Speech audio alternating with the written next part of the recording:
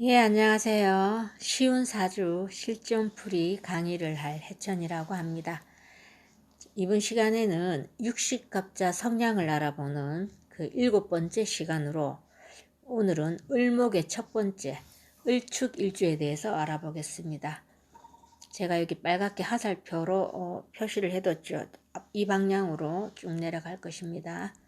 자, 을과 축은 음양으로는 음이고 오행으로는 을은 잡초 또는 하초 이런 여린 풀에 해당이 되고 색깔은 초록색입니다.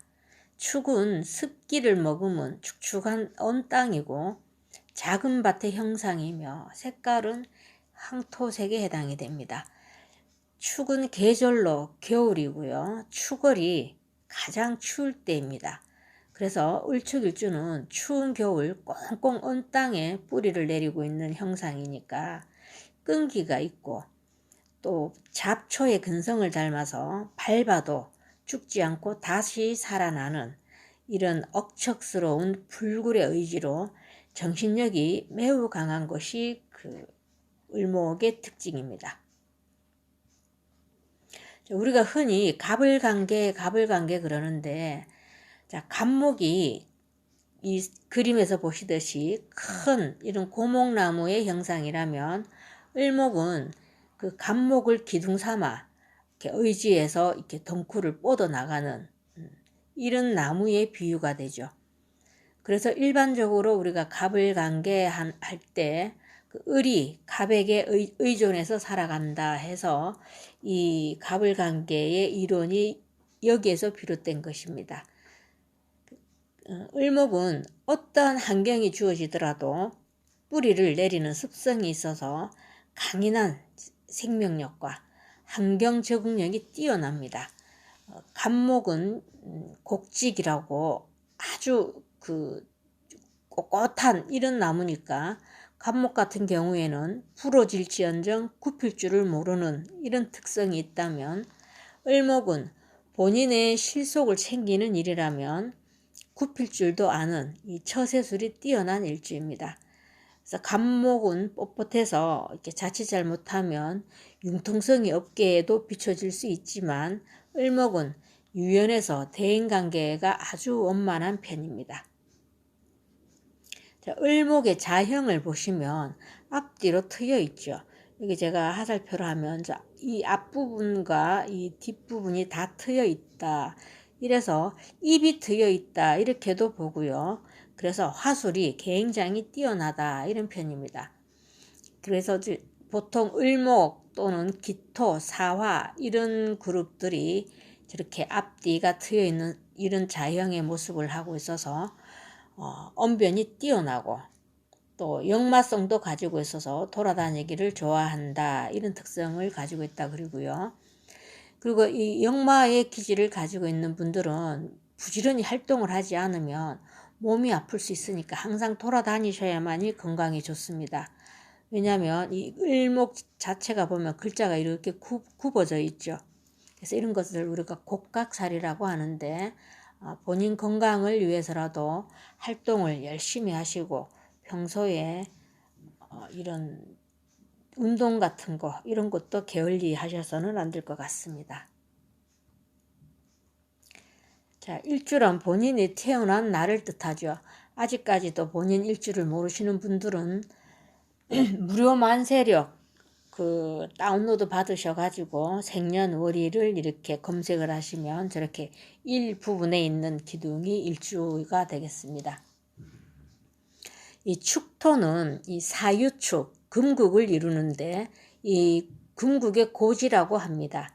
그러니까 금을 가득 채운 재물창고다 이런 뜻이죠. 금을 우리가 사주에서 돈이라고 보는 이런 까닭에서 재물창고다라고 봅니다. 그리고 저 축토는 그 을목에게 목국토로 편재죠. 편재니까 을축일주는 기본적으로 재물에 대한 욕심이 많고요. 뭐 하긴 어느 일주든 재물에 욕심 없는 사람이 뭐 있겠습니까마는 을축일주 같은 경우에는 기본적으로 재물복이 많습니다. 그리고 재물에 대한 애착심도 많고요. 그리고 을목은 억척스럽고 부지런하고 현실성이 매우 강하죠. 그러므로 을축일주는 불필요한 곳에는 돈을 지출하지 않고 전략정신이 대단히 강합니다. 그런데 다만 지장간이 모두 음기운으로 치우쳐져 있어서 좀 소심한 면도 있고 예민하고 또 내성적이며 신경이 좀 날카롭지만 그래도 그 을이 부드러운 풀의 형상이죠. 그렇다 보니까 기본 심성은 인정이 많고 착한 편입니다. 자, 동물로 보면 축은 소에 해당이 되죠. 그래서 을이 잡초가 되고 축이 소가 되니까 풀밭에 서 있는 이런 형상이 되는데, 소가 풀을 뜯어먹는 형상으로 기본적으로 먹을 복은 있지만 이 축토라는 것이 꽁꽁 얼어붙은 땅에 이런 여기에서 그 뿌리를 내리는 이런 인동초에 비유가 되니까 결코 편안한 환경에서 일하는 그런 모습은 아니고요. 매서운 추위를 견뎌내고 소처럼 부지런하게 움직여서 본인 스스로 자수성가하는 이런 사람들이 많습니다. 그러니까 고생 끝에 낙이 온다, 이런 말이 우리 을축일주분들에게 어울리는 말이 되지 않겠나 싶은 생각이 들고요. 또 우리 말은 채찍을 가하면 앞으로 달려나가죠. 습성상. 그렇지만 소는 채찍을 해도 꿈쩍도 하지 않고 서 있다가 본인의 마음이 움직일 때 천천히 한 발씩 앞으로 나가는 이런 우직함이 있습니다. 그래서 을축일주는 자기 주관과 고집이 대단히 센 편입니다.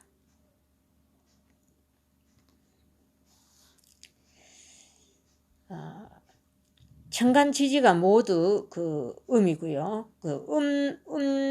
오행을 가지신 분들이 좀 집요한 이런 면이 있고, 끈기와 집념, 이런 고집으로 승부를 거는 그런 성향이 많습니다. 그리고 을축 세지라고 제가 표현을 해놨는데, 세지는 반한살로, 반한이란 말 안장을 잡고 올라탄다 이런 뜻이 있습니다. 그러니까 승진 또 출세 이런 것을 의미하죠.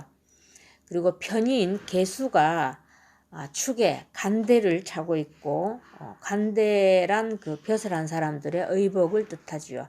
그리고 세지에 있으니까 벼슬한 사람들이 의복을 갖춰 입고 말을 타고 있는 이런 형상이니까 어느 한 분야에서 재능이 뛰어난 재능을 발휘할 수 있겠죠.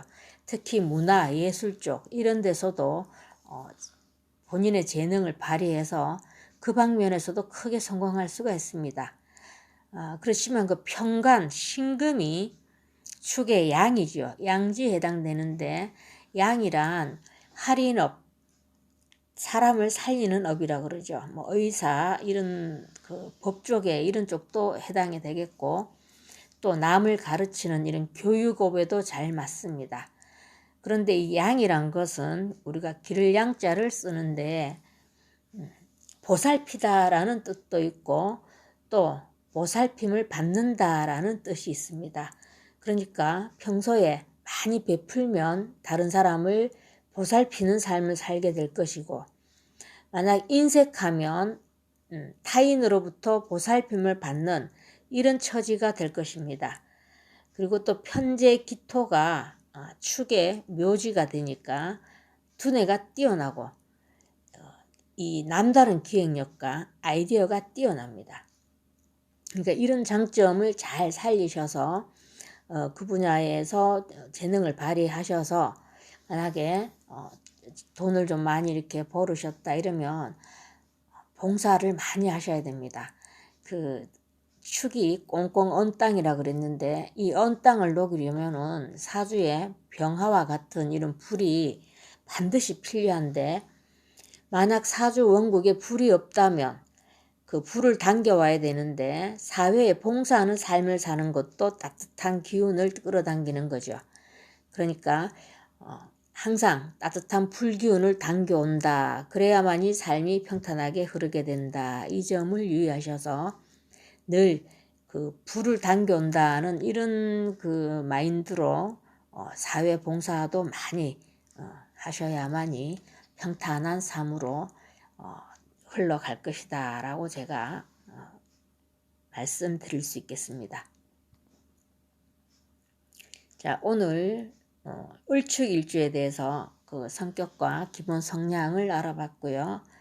다음에는 을해일주에 대해서 알아보도록 하겠습니다. 여러분들 공부에 도움이 많이 되셨으면 하는 바람으로 오늘 강의는 여기서 마치겠습니다. 감사합니다.